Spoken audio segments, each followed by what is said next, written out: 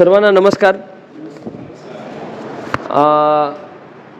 एकदम विरळा संयोग आहे ना, एक डॉक्टर माणूस पेशाने आणि औद्योजकता या विषयाकरिता तो शिक्षकांशी बोलणार आहे.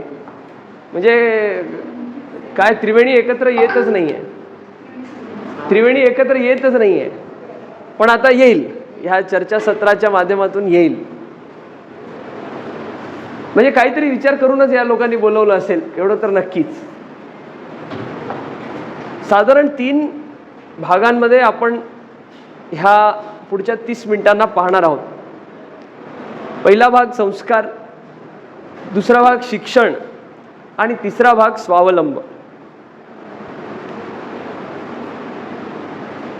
आपल्यापैकी म्हणजे हे चर्चेची सुरुवात आपण एक प्रश्नावरून सुरू करूया. आपण सर्वजण शिक्षक आहात. आपल्यापैकी किती लोकांना असं वाटतं की आमच्या पुढच्या पिढींनी पण शिक्षक व्हावं? आणि हात वर करावं.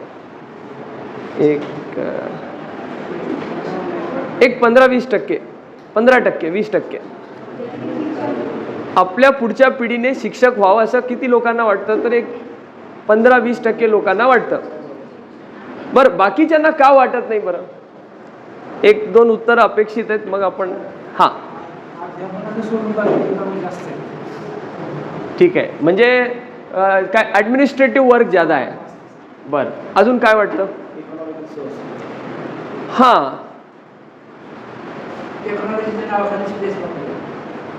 कशाच्या? टेक्नॉलॉजीच्या नावाखाली स्ट्रेस भरपूर आहे.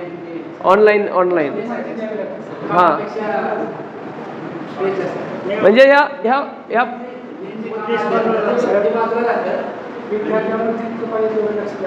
म्हणजे थोडक्यात 2-3 महत्त्वाच्या गोष्टी आहेत की शासनाची आपण नोकरी करतो तर शासन आपल्याला पिळून काढत आहे, एक भाग असं आपलं म्हणणं आहे. हां, हां, प्रमाण कमी जादा असू शकतं,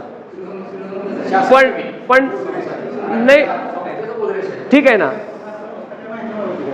नाही, ठीक आहे. चर्चा इथे इकडे येऊयात परत. हे 2-3 चॅलेंजेस आहेत की एक, टेक्नॉलॉजीची अडचण आहे आपल्याकडे, म्हणजे अतिशयोक्ती व्हायला लागली आहे तिची. दुसरा की माणूस विचार करतो मी जेवढं त्याच्यामध्ये घालायला लागलो मला त्याच्या बदल्यामध्ये किती भेटायला लागलंय. आणि आज समाधान, निस्वार्थता, सेवा हे शब्द दुर्मिळ झालेले आहेत सर्व क्षेत्रांमध्ये. म्हणजे आता ज्या क्षेत्रातून मी येतो तिथेही दुर्मिळ झालेले आहेत. आणि तिसरी गोष्ट म्हणजे इतर कामं, प्रशासकीय कामं, हा भाग ज्यादा असल्यामुळे आपल्या सर्वांचं असं एकमत आहे, बिनविरोध एकमत आहे की बाबा आम्हाला पुढच्या पिढीला शिक्षक करायची इच्छा नाही आहे. पण याला एक काउंटर प्रश्न माझा आहे की आपल्याकडे, म्हणजे हे आत्ताची सिस्टम एकदाची बाजूला टाकून द्या. आपण आपल्या इतिहासामध्ये, भारतीय इतिहासामध्ये हे शिकत आलेलो आहे की आपल्याकडे आचार्य परंपरा होती. आणि आचार्य परंपरा म्हणजे असं काही खूप भारी मोठी नावं आहेत, म्हणजे अगदी असं लाखो वर्षांपासून ते आता काही हजारा वर्षांपर्यंत आणि आतापर्यंत, की आचार्य द्रोण आणि भीष्म पितामह ज्यांच्याकडून शिकले असे परशुराम भगवान, किंवा छत्रपती शिवाजी महाराज ज्यांच्याकडून शिकले ते त्यांच्या स्वतःच्या आई साहेब, आणि मग दादाजी कोंडदेव वगैरे वगैरे वगैरे वगैरे. तर ह्या सगळ्या नावांना बघून असं वाटतं का आपल्याला की आपण चॅलेंजेसना म्हणजे कसं घ्यायला पाहिजे, काय करायला पाहिजे? काय असं वाटतं का तुम्हाला? म्हणजे काय असे नाव, आता हे मी तुम्हाला 3-4 मोठी नावं सांगितली, तर ही नावं ऐकल्यानंतर तुम्हाला असं काही वाटतंय का की आपण आपला निर्णय बदलायला पाहिजे किंवा असं काही? आता जी आपली चर्चा झाली, हा निर्णय आपल्याला कुठेतरी बदलायला पाहिजे किंवा त्याच्यात काहीतरी मॉडिफिकेशन होऊ शकते असं काही वाटतं का तुम्हाला? नाही वाटत. थोडी पार्श्वभूमी सांगतो. आचार्य द्रोण हस्तिनापूरला का आले होते? महाभारताचा रेफरन्स घेऊन सांगतो, आपल्या सर्वांना इतिहास ठाऊक आहे. का आले होते काय ठाऊक आहे? हां, कोण? हा व्यंगचा भाग झाला. खरं तर तेव्हा त्यांना आर्थिक आवश्यकताही होती. म्हणजे जी आज आपली चॅलेंज आहे तीच चॅलेंज त्यांची पण त्या काळामध्ये त्या सिस्टममध्ये व्हॅलिड होती. आणि ती प्रत्येक काळामध्ये राहणार. शेवटी माणूस पोटापाण्याच्यासाठी सर्व काही करतो. पण ज्या क्षेत्रामध्ये आपण आहोत, आता लग्न झालं त्या क्षेत्रासोबत, आता पर्याय नाही आहे, तर त्याच्यासोबत सुखी कसं राहावं हा मोठा प्रश्न आहे. आणि कदाचित येणं प्रकारे ना आपण सध्या तो सुख अनुभवत नाहीये, त्यामुळे आपण आपल्या पुढच्या पिढीलाही त्यात आणू इच्छित नाहीये. पण मला सांगा, असा कुठला क्षेत्र आहे एस्पेशली शासनामधला, विशिष्ट पद्धतीने शासनामधला असं कुठला क्षेत्र आहे जिथे प्रशासकीय ओझा नाही, जिथे प्रामाणिकपणे अर्थार्जन करणाऱ्याची टंचाई नाही? असं एकही क्षेत्र नाहीये. आणि जबाबदारी तर अशी आहे की डायरेक्ट तलवारच काढते ते शासन. तर असे चॅलेंजेस आपण पाहतो. पण हे आधी नव्हते असं काही आहे का? हे तेव्हाही होते. द्रोणाचार्यांनी कौरवांकडून का युद्ध केला? कारण त्यांचा शासन करणारा कोण होता? धृतराष्ट्र होता, कौरव साईडचा होता. त्यामुळे पर्याय काय होता का त्यांच्याकडे? मैंने इनका नमक खाया है, मेरे को इनका चुकाना है. शिष्य तर पांडवही होते आणि ते तर धर्माकडून होते. पण ह्या सगळ्याला वगळता, ह्या सगळ्याला साईडला ठेवता त्यांना बाजू कोणाची घ्यावी लागली? त्यांच्यासाठी मिठाचा वजन जादा झाला धर्माच्या वजनापेक्षा. म्हणजे थोडक्यात मला तुम्हाला हे सांगायचं आहे की हे चॅलेंजेस जे आता आपण आज तांत्रिक अडचणी आज चर्चा करत आहोत ज्यांची, त्या अडचणी त्या काळास पूरक अशा तेव्हाही होत्या. पण अशा त्यावेळी त्या लोकांनी काय केलेलं आहे? त्यांनी लढा दिला, प्राणांची आहुती द्यावी लागली, त्यांनी त्यांचं कमिटमेंट 100% पूर्ण केलं. हे सगळं इतिहास सांगायचं एकमेव हेतू हे आहे की एकदा गाडी बदलू शकता पण बायको बदलू शकत नाही. तसं हा क्षेत्र निवडला, याच्यासोबत आपलं लग्न झाल्यासारखं आहे. आणि ह्या क्षेत्राला प्रामाणिक राहणं ही आपली प्रथम जबाबदारी आहे. हे मी उपदेश करण्यासाठी इथे उभा नाही आहे, हे जाणीव करून देण्यासाठी उभा आहे. आणि मला तुमची काळजी नाही आहे. तुम्ही आता एक 5-25 वर्षात रिटायर व्हाल हो. तुमच्या हाताखाली जे मुलं घडत आहेत ना, ते मुलं तुम्हाला हिरो म्हणून बघत असतात. तुम्हाला याचा किती बोध आहे मला माहित नाही, पण एखाद्या शिक्षकाकडे, आई वडिलांकडे ते एक 10 वर्षापर्यंत 14 वर्षापर्यंत ते कार्टे तुम्हाला आपले रोल मॉडेल म्हणून बघत असतात. ते तुमचं अनुसरण करत असतात. मग अशा त्या परिस्थितीमध्ये ते म्हटलं जातं, काय म्हटलं जातं की विद्यार्थी चुकला तर एक माणूस चुकला, पण मास्तर चुकला तर 100चा पूर्ण वर्ग चुकला. मग ती जबाबदारी आपल्यावरती मोठी आहे. त्याचे काही आजच्या घडीचे 2-3 महत्वाचे कारण मला वाटतात. पहिलं कारण म्हणजे की आपली जी जनसंख्या आहे ती 65% जादा जनसंख्या ही 35 वयापेक्षा कमी आहे.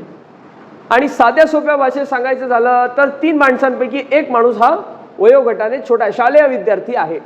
साधारण 15-17 वयाच्या आधीचा आहे, 18 वयाच्या आधीचा आहे. तो कुठल्या ना कुठल्या प्रकारचं शिक्षण घेत आहे.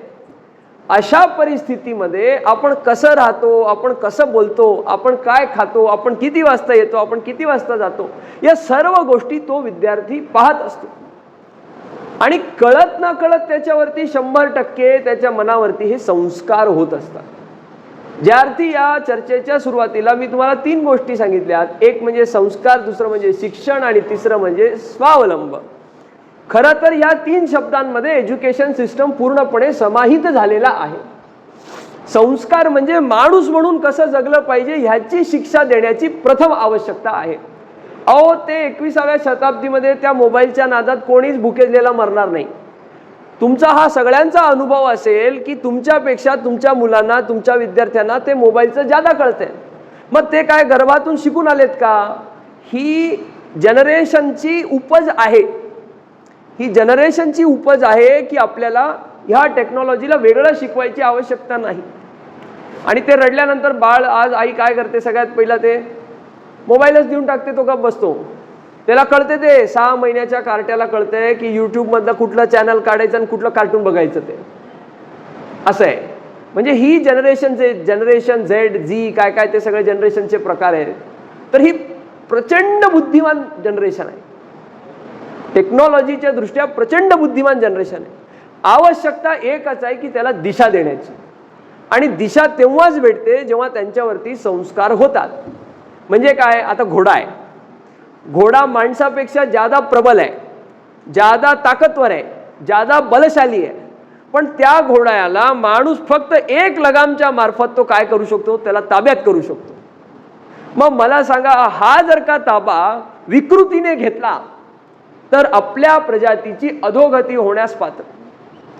आणि हाच ताबा जर संस्कारांनी घेतला तर त्याच्यासारखं वैभवशाली राष्ट्र कोण असू शकत नाही. त्या राष्ट्रासारखं वैभवशाली राष्ट्र असू शकत नाही ज्या युवा युवतींवरती संस्कारांचे संस्कार झाले. मग ते वेगळे काय करावे लागणार आहेत, वेगळे काहीच करावे लागणार नाहीयेत. आपल्या इतिहासामध्ये प्रत्येक गोष्टीचं प्रमाण सहित उल्लेख आहे. आपण आपला इतिहास व्यवस्थित घोकून घेतला, अरे ज्या राष्ट्राचा काही इतिहास नाहीये अशा त्या राष्ट्रांनी पण आपला इतिहास उदो उदो उदो उदो करून सांगितलाय.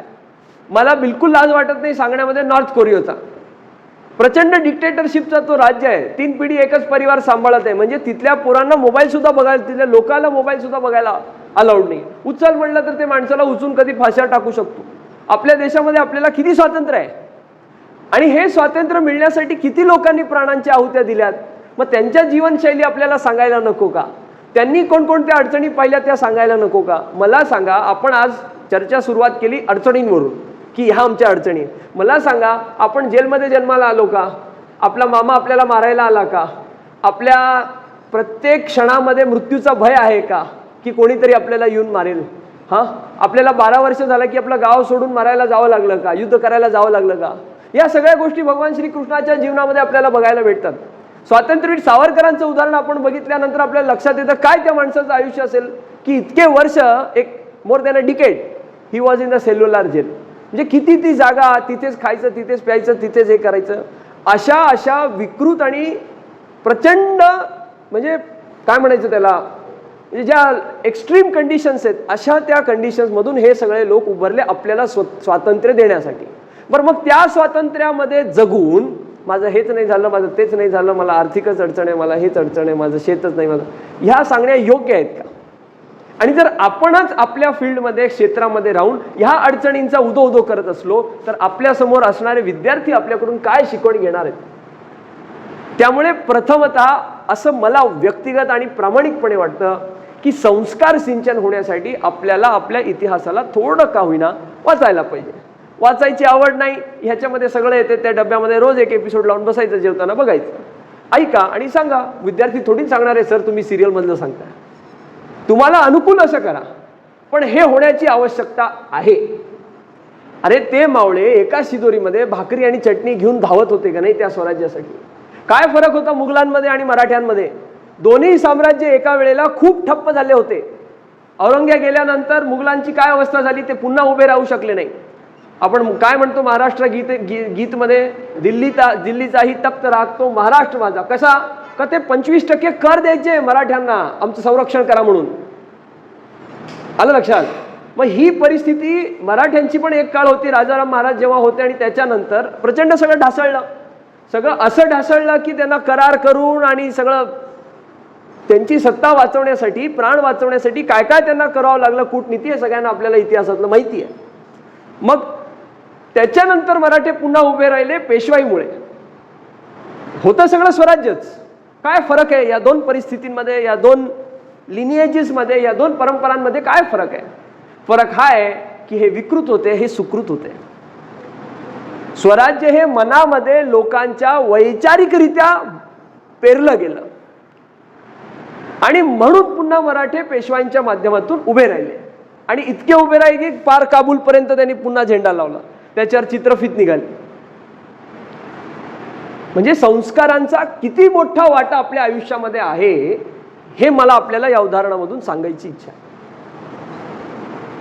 आणि माणसाला संवेदनशील करणारे म्हणजे हे संस्कार. आता ते कसे करावेत, कुठल्या माध्यमातून करावे.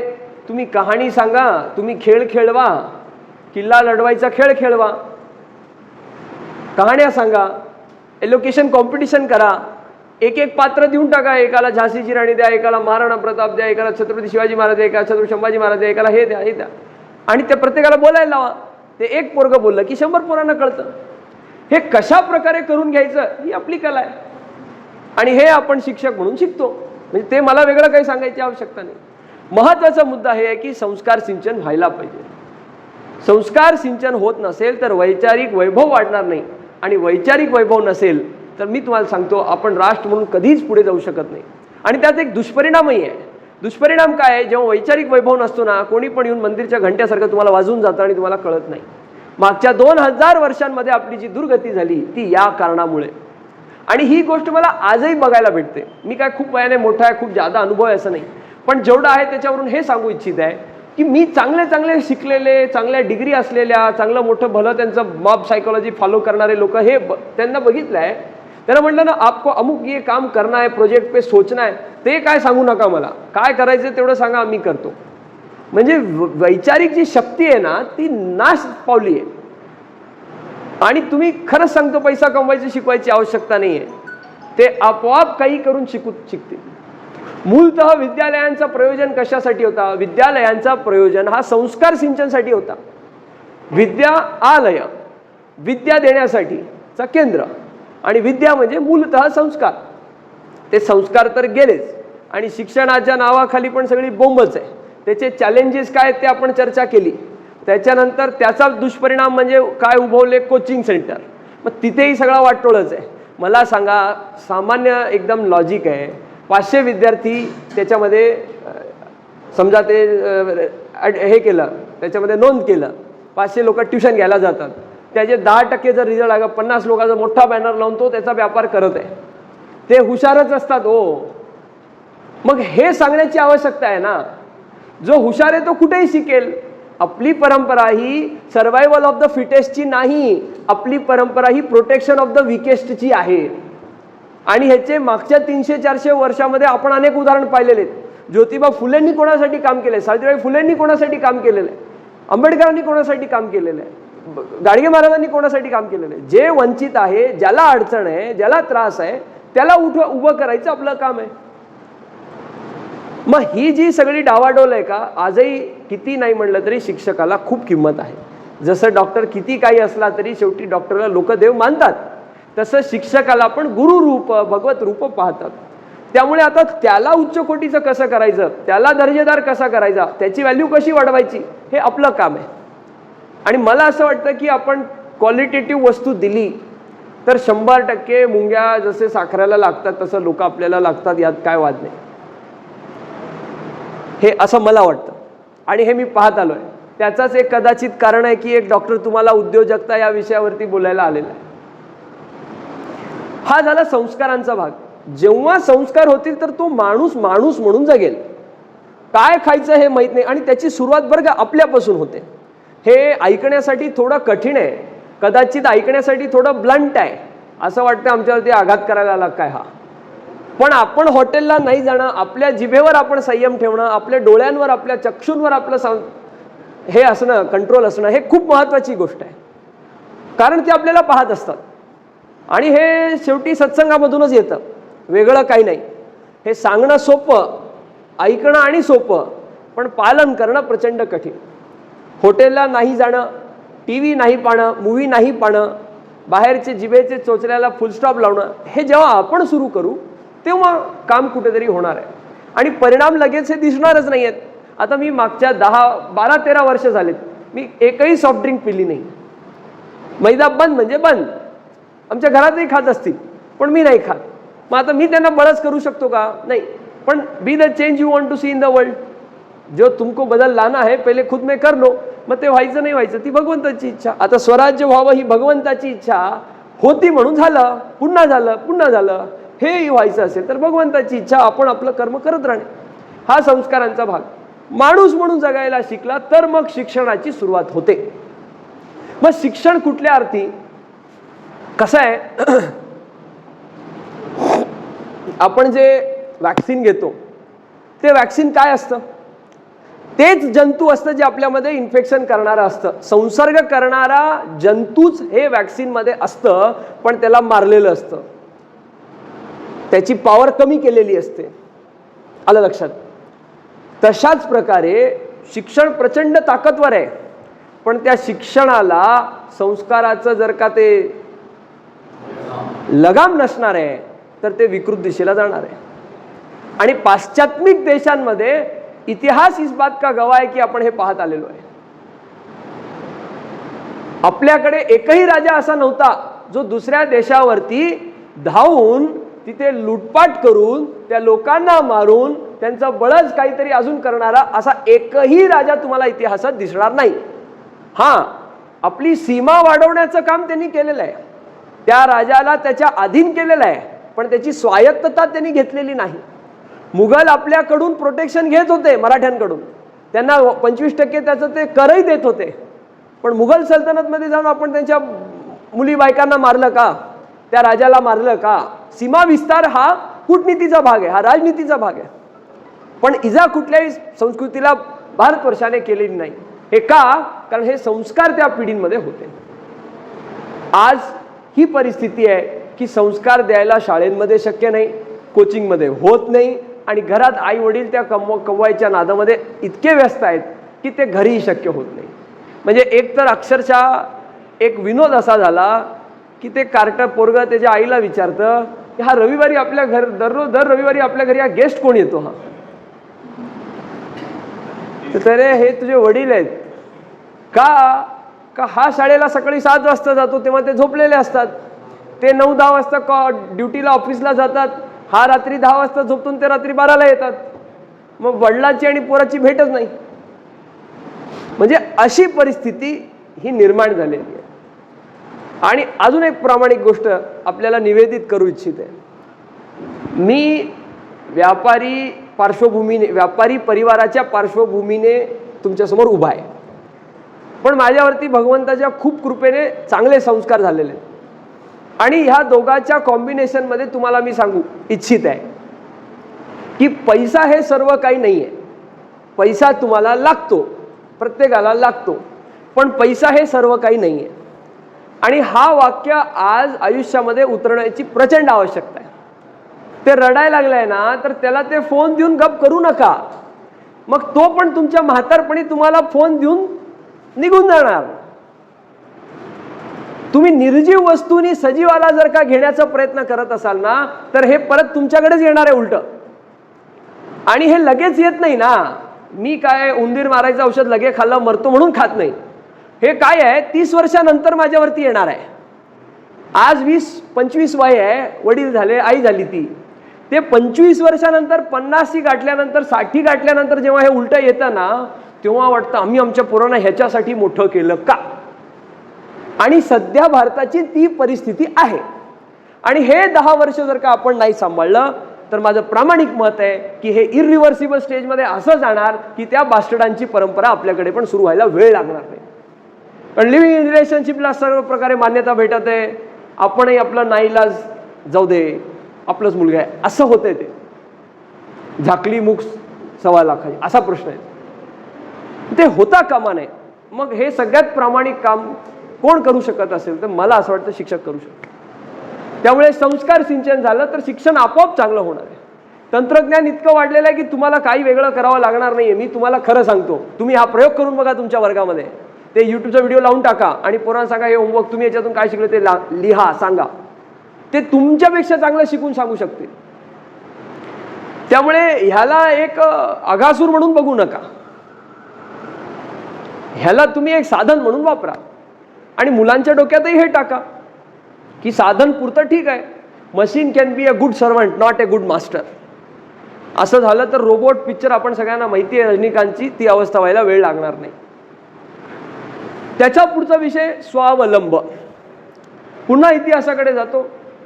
परकीयांनी आक्रमण कधी कधी केलेलं आहे, जेव्हा जेव्हा केलेलं आहे तेव्हा झालेलं आहे ते आक्रमण यशस्वी तेव्हाच झालेलं आहे जेव्हा आपलं स्वावलंब संपलेलं आहे. स्वावलंबाची पहिली परिभाषा मला असं वाटतं की सेल्फ एस्टीम, सेल्फ रिस्पेक्ट. जेव्हा मी स्वतःकडे पाहण्याचा दृष्टिकोन पडलेला आहे, मला काहीच येत नाही झालं, दुसरे मला काय बघणार आहे. इंग्रजीमध्ये एक वाक्य आहे, if you don't believe in your dreams no one else will. म्हणजे तुम्ही तुमच्या ध्येयावरती, तुम्ही तुमच्या विजनवरती, तुम्ही तुमच्या आशा आकांक्षा इच्छांवरती विश्वास करणार नाही तर दुसरा कोण कसा करणार. आणि तुम्ही जर त्याच्यावरती काम केलं नाही, if you don't work on your dreams someone else will, कोणी दुसरा काम करून श्रेय घेईल. त्यामुळे प्राथमिक आवश्यकता आहे की आपला कॉन्फिडन्स वाढवण्याची आवश्यकता आहे. आणि ते तेव्हा होऊ शकतं जेव्हा आपला बेस पक्का असेल, त्याच्यावरती इमारत पक्की असेल आणि मग त्याच्यावरून स्वावलंब होईल. आपल्याकडे जे बलुतेदार सिस्टम होती, 18 बलुतेदार होते ना, घेवाण-देवाणचा व्यापार. मी नावही आहे, तू शेतकरी आहे, तू मला पीक दे, मी तुझी वर्षभराची कटिंग करतो.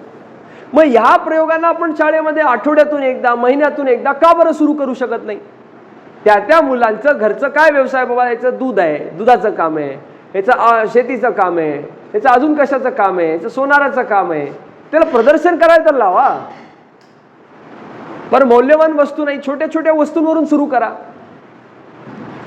जोपर्यंत हे व्यवहार लोकांना कळणार नाही, मुलांना कळणार नाही, तोपर्यंत आपण स्वावलंबी होऊ शकणार नाही. त्याला मार्क तर भरपूर पडलेत बरं का, पण त्याला मी सांगितलं 500ची नोट देऊन जा, सॉस आण, केचप आण म्हणलं तर ते 50चं असते. 50ची किती किंमत आहे त्याला माहित नाही.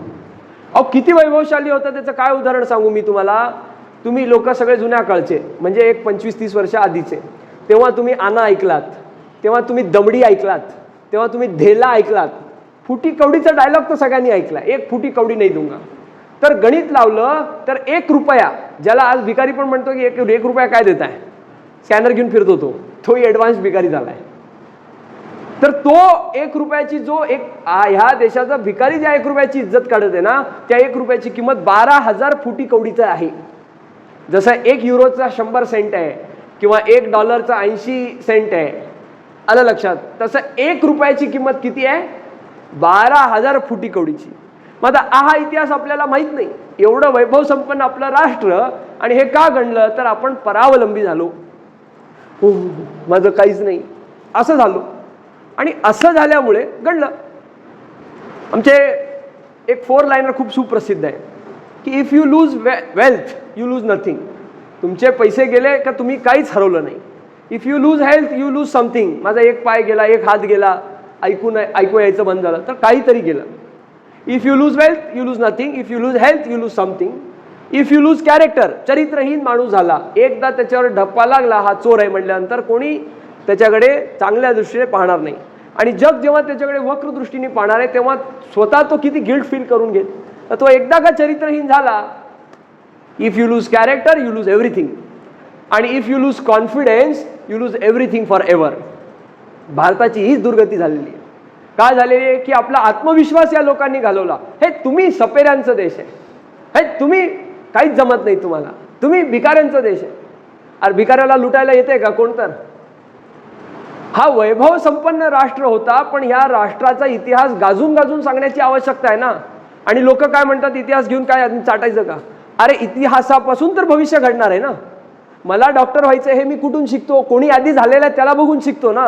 मग मला जर जगाचा राजा व्हायचा आहे, मला भारताला जर का महासत्ता करायचं आहे, तर हा आधी महासत्ता कसा होता याचा अभ्यास तर करावा लागणार आहे. त्यामुळे ह्या गोष्टींचं ध्येय ठेवता, ध्यास ठेवता, ध्यानीमनी या गोष्टी बाळगता, मला असं वाटतं की स्वावलंबाची वाट सुरू होऊ शकते. आणि स्वावलंब हा प्रत्येक छोट्या छोट्या गोष्टींमधून सुरू होतो. त्याचं प्राथमिक दर्शन म्हणजे वैचारिक स्वावलंब. मी खूप जादा स्ट्रेस या चर्चेमध्ये कशा प्रकारे व्यापार केला पाहिजे, काय आयडिया आहे ते 100 तुम्हाला त्या यूट्यूबवर भेटून जातील. मला वेगळं सांगायची आवश्यकता नाही. पण वैचारिक वैभव होण्याची आवश्यकता, आपला मूल पक्का होण्याची आवश्यकता, या शब्दाचा मी वारंवार उपयोग करत आहे. आणि मी जे इथे उभा आहे आपल्यासमोर ते ह्या कारणामुळेच उभा आहे. आपली नीतिमत्ता चुकता कामा नये. आपण चाणक्य शिकवतो का मुलांना? आपण छत्रपती शिवाजी महाराज शिकवतो का मुलांना? आपण भगतसिंग इतका डिटेलमध्ये सांगतो का मुलांना? मग आपल्याला आपला इतिहास जेव्हा माहीत नसेल तर आपण कुठल्याही प्रकारे स्वावलंबी होऊ शकत नाही. आणि एक ते कायदा आलाय, मुलांना हात लावू नका, मारू नका. पण माझं असं ठाम मत आहे की जोपर्यंत छडी लागत नाही, कारण मी NCCचा विद्यार्थी, छडी जोपर्यंत लागत नाही तोपर्यंत विद्या येत नाही. आणि पण त्याच्यासाठी आपण पण तेवढे आचार विचार संपन्न असायला हवे. आपण तंबाखू खायला लागलो आणि मुलांना म्हणणार हे काय रे खातो का, काय होणार हो? आपण बिडी फुंकत असलो आणि मुलांना म्हणतो हे व्यसन आहे, कसं ते ऐकतील? त्यामुळे जेवढ्या आपल्या अधिकारांची आपण चर्चा करतो तेवढ्याच आपल्या जबाबदारींची चर्चा सुद्धा व्हायला हवी. त्यांना आपण पार पडल्यास आपल्या अधिकारांपासून आपल्याला कोणीच वंचित ठेवू शकत नाही. आणि हीच गोष्ट मुलांमध्ये रुजवली तर मला नाही वाटत की स्वावलंबी भारत उभा होण्यामध्ये वेळ लागणार. असं सगळं आहे. शेवटी जाता जाता एक 2 उदाहरणं सांगतो आणि आजच्या चर्चेला आपण विराम देऊयात. एक किस्सा आहे आणि एक ॲनॉलॉजी आहे. म्हणजे ज्याला आपण म्हणतो ना, जनावराला 4 पाय तर माणसाला किती? 2. हे ॲनॉलॉजी. शिक्षकाचं काम कसं असतं? विद्यार्थी प्रचंड बुद्धिमान असतात. शिक्षकाचं काम कसं असतं? दिशा देण्याचं असतं. अशा प्रकारे दिशा देण्याचं असतं जसं सागरामधलं खारं पाणी घेऊन वादळ लोकांना गोड पाणी देतात. माहिती प्रचंड आहे, त्याच्यामधलं काय कामाचं आहे हे त्याला दिशा देण्यासाठी. तेच जर सागरामधलं पाणी आपण आज शेतामध्ये वापरलं तर पीक येणार का हो? मला सांगा, नाही येणार. मग इन्फॉर्मेशन तर भरपूर आहे, विद्यार्थी त्या समुद्रामधून जर का त्याची शेती करत असेल तर होणार नाही. मग तिथे शिक्षकाची भूमिका महत्वाची आहे की त्याला वादळाचं काम करायची आवश्यकता आहे. योग्य ती गोष्ट योग्य त्या वेळेला सांगण्याची आवश्यकता आहे. हे ॲनॉलॉजी. आणि प्रसंग मला एक आठवतो. एक ऑलिम्पिक जाहीर झाले होते. ऑलिम्पिक जाहीर झाल्यानंतर एका गावामध्ये एक कुस्तीचे मास्तर होते.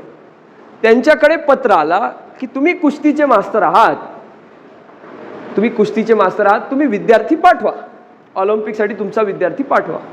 किंबहुना आपल्याला हे माहीतही असेल प्रसंग. तर ते काय असतं की एक विद्यार्थी खूप लांबून त्यांना रोज पाहत असतो. जसं आपल्याला अर्जुन, द्रोणाचार्य आणि एकलव्याची कथा माहिती आहे, त्याच्यासारखीच ही थोडीफार कथा आहे. मग तो विद्यार्थी रोज पाहत असतो. मग एके दिवशी ते बोलवतात शिक्षक त्याला, काय रे तुला काय, तू काय पाहतोय ते? मग ते मला तुमच्याकडून कुस्ती शिकायची आहे. आता विषय काय आहे की त्याचा एक हात नसतो, एक हाताने तो आदू असतो, दिव्यांग असतो. मग ते शिक्षक म्हणतात ठीक आहे, शिकवतो. पहिला ऑलिम्पिक गेला, काय झालं नाही. पुन्हा ऑलिम्पिक आले, तोपर्यंत हा विद्यार्थी खूप शिकलेला होता ज्याला हात नव्हता. पण तेव्हा ॲडमिशन द्यायच्या आधी त्यांनी गुरूंनी शर्त ठेवली, मला कधीच का हा प्रश्न विचारायचा नाही. तू मला कुठल्याही गोष्टीचं कारण विचारला, दुसऱ्या दिवशीपासून तू यायचं नाही शिकायला. ते शिक्षकही तसे होते नाही का, हाडाचे मास्तर म्हणल्यासारखं. तर त्याला शिकवत गेले. एकच पेज त्याला शिकवलं, एकच डाव शिकवला. बाकीच्या विद्यार्थ्यांना दुसरे डाव शिकवायला लागले.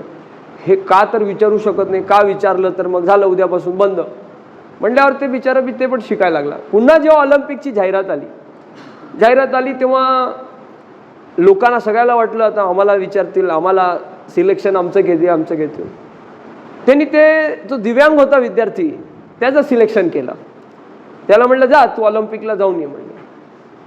गेला तो ऑलिम्पिकला. आश्चर्याची गोष्ट, ऑलिम्पिक जिंकला, फायनल मॅच जिंकला तो. प्रचंड सत्कार झाला, खूप मेडल भेटले, खूप त्याला पैसा भेटला. आला गुरुजींना नमस्कार केला. विचारलं माझं एक हात नव्हतं गुरुजी, तुम्ही मला असं कसं ट्रेनिंग केलं? त्याच्या मनात हे तर होतं की आपण का हा प्रश्न विचारला की आपलं संपलं. पण त्या हा प्रश्न केला की तुम्ही मला अशा कशा प्रकारची ट्रेनिंग दिली की मी तिथे जिंकलो. मला आश्चर्य वाटतंय, तुम्हाला एकच डाव शिकवला, मी ते एकच डाव खेळलो आणि मी जिंकलो. तुम्ही मला असं काय शिकवलं म्हणून. ते पुन्हा त्याला त्याला अवेअर करतात की तुला माहिती आहे ना, तू हे प्रश्न विचारतो त्याचा परिणाम काय होणार आहे, की तुला याच्या पुढे मी शिकवणार नाही. हो मला माहिती आहे. आता काय भरपूर नाव झालं, त्याचं नेम फेम झालं, भरपूर खूप पैसा भेटला, आता काय कमी आहे त्याला. तो म्हणतो हो मला माहिती आहे की याचा परिणाम काय होणार आहे, तुम्ही मला सांगा. गुरुजींनी उत्तर दिलं, अरे गाढवा म्हणले, जो हात तुझा नाही आहे ना, तुला हरवण्यासाठी त्या हाताला पकडल्याशिवाय तुला तो लॉकच करू शकत नाही. मी तुला असा डाव शिकवला की तुझा हे हात नाहीये तर तो पकडून तुला लॉकच करू शकत नाही, तर तूच जिंकणार आहे. तुम्हाला लक्षात आलं का? समोरच्याला पराभूत करायचं आहे तर त्याला लॉक करावं लागेल. लॉक करायसाठी त्याला हात पाय पाहिजे की. आता ह्याच्याकडे तो हातच नाही तर तो पकडणार कशाला. आणि त्यांनी दुसरा पेच करून ते केलं असेल, शिकला तो. मग अशा प्रकारे ह्या स्टोरीमधून सांगायचा हेतू काय आहे विद्यार्थ्याची अनंत श्रद्धा त्या शिक्षकामध्ये तेव्हाच असेल जेव्हा तो शिक्षक त्याला सगळं काही करून देण्यासाठी त्याच्यासाठी खपत झडत असेल, पहिली गोष्ट. आणि दुसरी गोष्ट की शिक्षकाचा हाच काम आहे, त्या 100 विद्यार्थ्यांना बाजूला सोडून ह्यालाच का पाठवलं, कारण ह्याच्याकडे दिव्य अंग होतं म्हणजे हात नव्हता. मग कोणामध्ये काय कार्यकिर्दी आहे, कुठल्या विद्यार्थ्याला कुठल्या प्रकारचं प्रोत्साहन दिल्यानंतर तो पुढे गाजेल हे आयडेंटिफाय करायचं काम कोणाचं असेल तर ते शिक्षकाचं आहे. आणि असे अनेक उदाहरण आपल्याला माहीत असल्यानंतर आपल्याला त्या प्रकारे जगता येतं. त्यामुळे विद्यार्थ्यांच्या होमवर्क सोबत आपलाही होमवर्क प्रचंड आहे. आता आपल्यापैकी काही जण इथे मोबाईल वापरत आहे, तर मला सांगा की आपल्याला जर का 10 मिनिट कॉन्सन्ट्रेट करता येत नाहीये किंवा आपल्याला असं वाटतं अरे हे काय चालू आहे, तर आपण कशी अपेक्षा करणार की आपल्यापेक्षा 30 वर्ष छोटे असलेले विद्यार्थी आपल्याकडे लक्ष देऊन आपल्या जुन्या प्रकारच्या शिक्षणाला एवढं भर देतील. त्यामुळे कशा प्रकारे त्याच्यामध्ये नूतनीकरण व्हायला पाहिजे, नाविन्य कसा आणला पाहिजे, ज्या न्यूनता आहेत त्या कशा कमी केल्या पाहिजे आणि संस्कारांना धरून शिक्षणाची बिल्डिंग बांधून स्वावलंबी कसा व्हायला पाहिजे हेच सगळ्यांनी विचार अशा प्रकारे करण्याची आवश्यकता असं मला वाटतं. आणि 10 वर्षाचा वेळ आहे, 10 वर्ष आपण व्यवस्थित काम केलं तर मला असं वाटतं की पुन्हा पटरीवर गाडी जी आता सध्या प्रयत्नशील आहे, सगळं म्हणजे राजकीय, आर्थिक आणि धार्मिक आणि सगळ्यात ज्या बाजू आहेत, सामाजिक बाजू आहेत, ज्या ह्या गाडीला महासत्ताच्या रुळावरती आणायचा प्रयत्न करत आहे, त्याच्यात आपली थोडी आवती आणि खालुताईचा वाटा लागेल असं मला वाटतं. मला इथे संधी दिल्याबद्दल मी धन्यवाद व्यक्त करतो स्वावलंबी भारत अभियानाचं. आणि आपण सर्व श्रोतेगणांनी कान देऊन ऐकलात त्याबद्दल मी आपलाही धन्यवाद व्यक्त करतो आणि 2 शब्दांना थांबतो. आपले काही प्रश्न असतील तर विचारा.